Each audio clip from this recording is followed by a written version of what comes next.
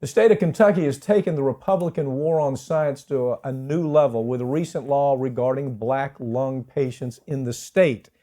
You know, what this case is about is they have a handful of doctors in the state of Kentucky that they want to have that the industry wants to have exclusive right on determining whether or not a worker has black lung disease. Well, clearly, if you look at how a differential diagnosis, what happens is doctors have these checklists that they use for what they call differential diagnosis. The most important, the number one important issue is, what does the radiograph look like? What does the X-ray look like? It's called pneumoconiosis.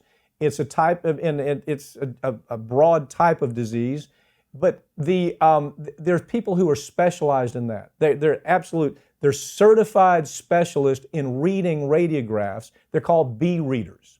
And they have a system, in fact, that they've had for decades. I mean, this isn't just happened yesterday. It's been going on for 7 decades, where you have a system of ILO readers that can put an X-ray up and diagnose, is it asbestosis? Is it some other kind of pneumoconiosis? Is it black lung disease? They can tell by the scarring. They can tell by the way that the X-ray looks as far as the structure of the lung and where's the scarring in the lung. And so the Kentucky legislature, that gets a ton of money from the coal industry there, has been pushed into the idea that we don't want real experts. We don't really want specialists looking at this. We want these troll doctors that we're pulling in because they work for us. Did I get that? I mean, I read this story time and time again. I read it 3 times trying to say, did this really just happen in Kentucky? It's unconstitutional.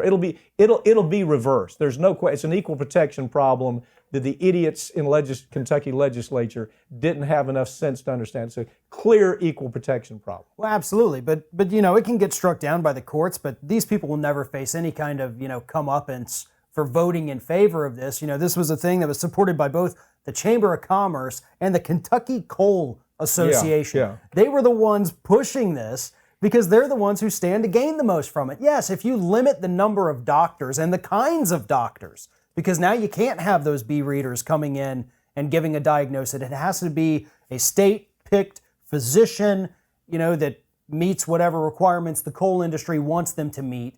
You're only going to have a few. So if you're on this side of Kentucky and there's no doctors over there, well, you're going to have to drive to the other side of the state to go to one of these state-approved doctors. You're going to have to wait a long time because there's so few of them and so many black lung cases. Now, it's doubled since the 90s. I was just starting to say, it's on a huge rise right now. It is. And so limiting the doctors while increasing the number of instances is going to make backlogs. People could die waiting to even get diagnosed. Okay, what's the end result of that? The end result is that taxpayers end up taking care of these people. You see, the industry gets away with saying, well, it's not black lung disease, it's COPD, it's some other type of pneumoconiosis, idiopathic pneumoconiosis, we don't really know. So in the end, the company gets away with having to pay for that individual's care.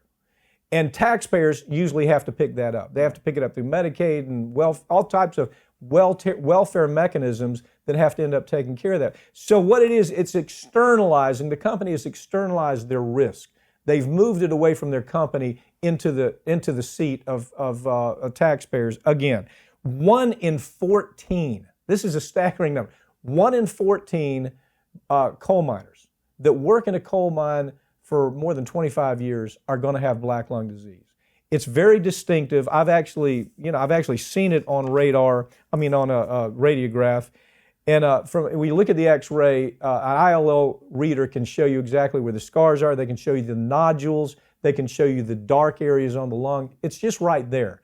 It doesn't even take. It's not anything subjective. You understand what I'm saying? No. You put the X-ray up. It doesn't take a subjective understanding of what's happening there. Then you move them to a CT scan. If you have to, it's even clearer. But here they want their hand-picked doctors, who there aren't even enough of them, to say, well, no, this really isn't black lung disease. Well, and it's really interesting, too, that we're seeing this disease come back, make this massive comeback, because we've got alternatives.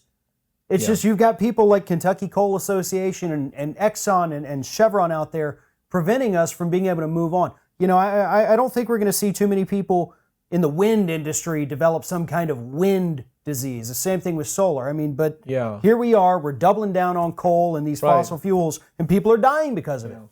During a meeting on contaminants this week, EPA Director Scott Pruitt's security team actually shoved a female reporter from the AP out of the meeting, even though, and then a group of reporters were barred from coming in. Interesting thing is, they asked the administrator, well, are reporters barred? No, they're not barred. We don't have any room for them, and we're shoving them out of the room, but they're really not barred.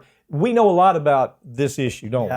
This has to do with a case.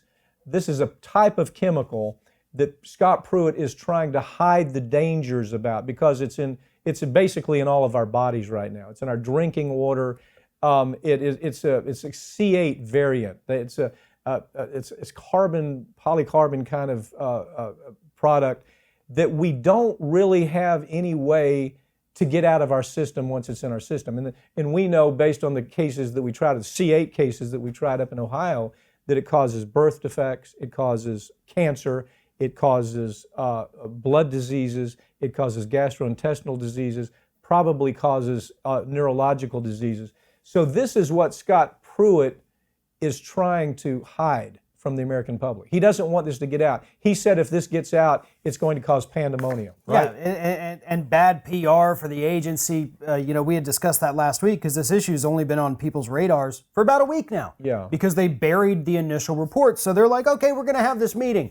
Press, you can't come in. Uh-oh, here comes somebody. Security guard grabs her by the shoulders and forces her out of the room. And she had said all she wanted to do at that point, when she was going through security, was just ask the EPA spokesperson why we can't even come in. Here's the real deal. EPA is responsible for this. Yeah. I saw the document. I tried 5, we tried 5 of these cases. Right. We actually saw the documents where the EPA has known about this for decades and actually helped cover it up. And you see this movement from, say, DuPont or 3M. You see the movement from those companies where they're taking and they one day they're working for DuPont, the next day they're working for the EPA. It's and those people that moved into those management situations have kept this a big secret. This is if Pruitt gets away with this, our democracy is lost, completely lost.